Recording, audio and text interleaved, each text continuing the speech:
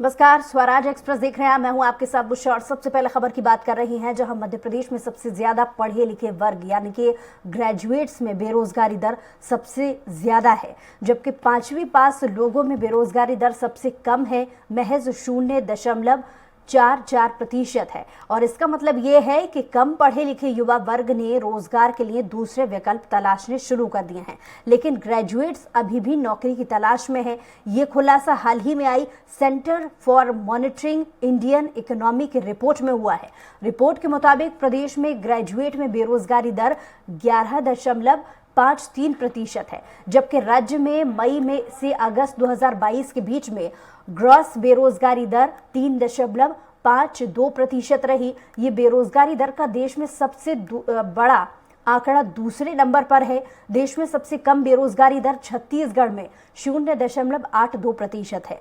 वही बात मध्य प्रदेश की जाए तो मध्य प्रदेश में मई से अगस्त 2022 तक बेरोजगारी दर 3.52% रही है।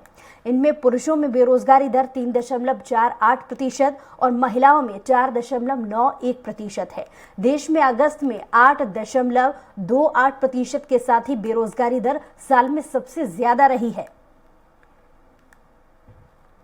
और अब बात अगर उम्र के हिसाब से की जाए तो उम्र के हिसाब से मध्य प्रदेश में 20 से 24 साल तक के युवा वर्ग की महिलाओं में बेरोजगारी दर 58.08% है, जबकि पुरुषों में ये 26.50% है।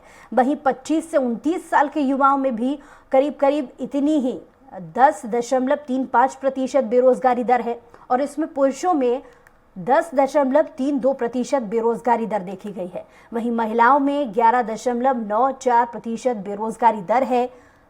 15 से 20 साल की उम्र के बीच में 11.76% बेरोजगारी दर है। तो हाल ही में जो नई रिपोर्ट सामने आई है उसमें बेरोजगारी दर लगातार बढ़ती जा रही है। और इस पर ज्यादा जानकारी के साथ डिप्टी एडिटर अतुल पाठक जी हमारे साथ लाइव जुड़ गए हैं। अतुल जी, जैसा कि बेरोजगारी दर का जो नया आंकड़ा सामने आया है वो एक बार फिर से चिंताजनक है।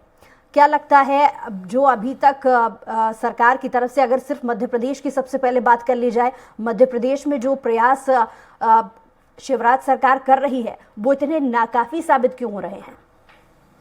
देखिए, मध्य प्रदेश एक बड़ा स्टेट है और अन्य स्टेट के मामलों में क्षेत्रफल और आबादी का अनुपात भी भिन्न भिन्न होता है। तो मध्य प्रदेश की जो स्थिति है उसमें जो आंकड़े आए हैं वो सरकार के लिए अलार्मिंग है। ग्रेजुएट्स की हम बात करें तो ग्रेजुएट्स में बेरोजगारी का आंकड़ा बहुत ज़्यादा है, और ये आंकड़ा चौंकाने वाला है, क्योंकि राज्य सरकार कहती है कि वो स्किल डेवलपमेंट के क्षेत्र में रोजगार देने के लिए डायरेक्ट और इनडायरेक्ट फील्ड में लगातार प्रयास कर रही है। कौशल विकास के लिए तमाम तरह की योजनाएं चलाई जा रही हैं, स्वरोजगार के लिए ऋण देने की योजनाएं चलाई जा रही हैं। केंद्र और मध्य प्रदेश ने मिलकर कई योजनाएं चला रखी हैं, लेकिन इसके बाद भी जो ग्रेजुएट्स करते हैं उनकी बेरोजगारी का आंकड़ा 5वीं पास से ज़्यादा है। तो जो 5वीं पास है उनको तो रोजगार मिल रहा है, लेकिन जो पढ़ा लिखा है उसको रोजगार नहीं मिल रहा है।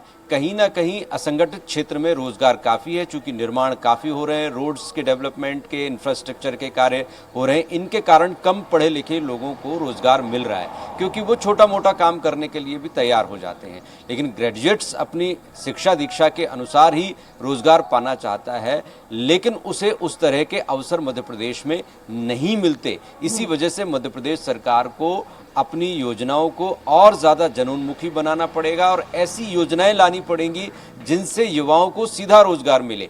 और स्वरोजगार के क्षेत्र में भी सरकार जो योजनाएं लेकर आई है, क्या वाकई युवा उसका लाभ ले पा रहे हैं या लाभ लेना चाहते हैं? क्या उनकी पहुंच उस तक है? क्या डॉक्यूमेंटेशन और तमाम कागजी कार्यवाहियों की वजह से युवा उन योजनाओं का लाभ लेने से कतरा रहे हैं? तो ये सारी बातें हैं जो सरकार को फीडबैक के तौर पर जमा करनी पड़ेंगी। ऐसे रिसर्च करने पड़ेंगे कि आखिर मध्य प्रदेश में ग्रेजुएट्स का बेरोजगारी का आंकड़ा क्यों बढ़ा हुआ है। मध्य प्रदेश की हर छोटी बड़ी खबर से अपडेट रहने के लिए सब्सक्राइब कीजिए MP स्वराज।